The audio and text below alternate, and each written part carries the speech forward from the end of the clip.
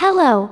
I want to express my deep gratitude to all of you who listen, share and support our channel as well as Mari Swaru's channel. I haven't had a chance to introduce myself yet. My name is Arien. My partner Za'el and I have been accompanying the Taigetan and Swarunian crew for a relatively short period of time, and we have felt very welcomed by everyone here. I don't know what the level of involvement on my part will be going forward, but I'd love to be able to help as much as I can with this project and be a part of it. That is why I am talking to you here today. Among our objectives is, as you may know, to give you one more perspective on various topics that we feel are important or that may be of greater interest to people living on Earth. Trying with our words and ways of understanding reality to reach those who have not yet had that mental click to realize what they have yet to realize. My intention today is to talk about memories and past lives. Dedicated especially to those people who come to incarnate with a veil of forgetfulness that is either quite pronounced or very pronounced. But I must first point out what I mean by a past life. In keeping with the concept of time that Za'el has been sharing with you in the videos before this one, there is no past as such. This is just an idea. The only thing that exists is this moment in which you find yourself. So, by this standard, there are no past lives either. There are just more moments that are happening at the same time as this one. But you have decided to focus your attention here, and you have decided to set aside the others and even forget many of them, because you need to in order to live this one exactly as you like it, and as you need it for your growth as a soul. On my way I have met people looking to remember. These people have, and have always had, a lot of inner wisdom without themselves being aware of it. Sometimes they ask themselves out of mere curiosity while joking, things that for them are of no apparent importance. Things like if maybe in another life, someone was a chess champion, because he has always been the winning player since he was a child, no matter who he was competing with. And what he is not realizing is that he is downloading into and from his consciousness the parallel moment that occurs at the same time that he is indeed a chess champion. But he needs validation from someone else, someone to tell him, that's the way it is, because deep down he thinks it's a very silly thing to have imagined.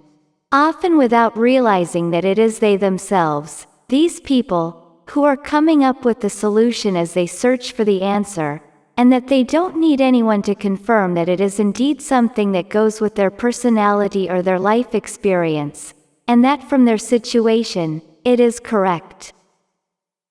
And what is it that makes it go from a simple imagined joke to something real? Only you can know. There are infinite possibilities, and they are all there for you to access at any given moment, depending on the level of consciousness you are at, your awareness and trust in your inner knowing. There is a problem here, though, and that is that sometimes a person gets lost because they start to take everything they find as valid, knowing themselves to be above others, and concluding that they are right, even if that means acting in unethical ways towards others. Trust yourself, but do not impose your ideas on those around you, because they may not perceive it in the same way. There are as many realities as there are people converging on each other, and, for others, their feelings and emotions may be telling them something else. So it is important to know that it is up to you to discern what resonates with you and what does not, judiciously, wisely and ethically, with trust and respect. This includes, of course, the negative things and events of each person.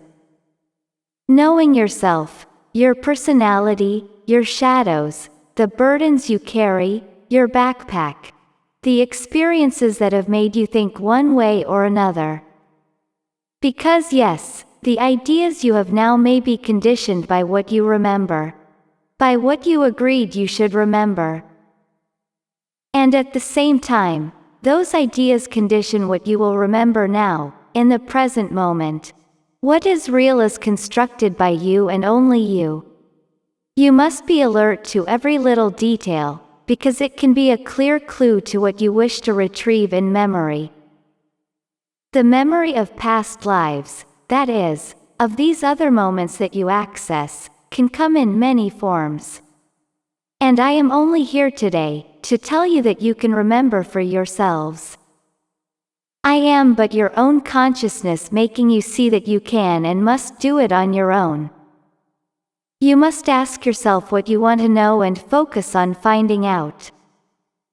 Asking someone else is the same as not trusting yourself, and delegating your inner wisdom to an outsider. And in the end, all they can do is help you understand that it is you, and only you, who has the power to get there. No one will do the work for you. And this is because remembering is very personal and different for everyone.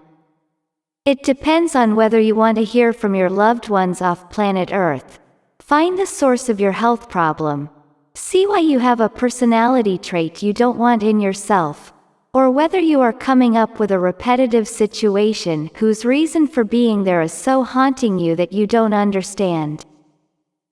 And there is no one who knows you better than you know yourself, so ask yourself what you want. Put it in writing if it helps you to be specific.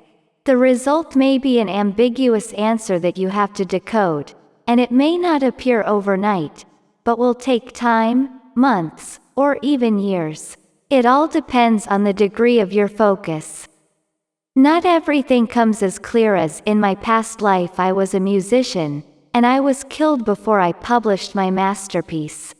Maybe it comes as a deep feeling of sadness that washes over you when you hear a piece of cello playing, or a specific harmony. Look for the source of this feeling that has manifested itself within you for no apparent reason. You must learn to decode your emotions, to understand why they are there, because they are never empty meanings.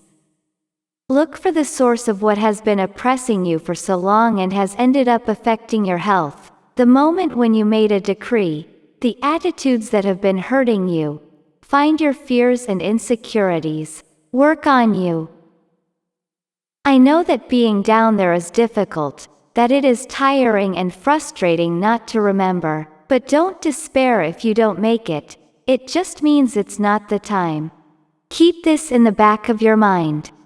In the end, it all comes down to having confidence in yourself, and respecting your time and others. There are no shortcuts. Only you can figure it out with inner work, wisdom and patience. I send you all a big hug with lots of love. See you another time. Your friend, Arien of Erra.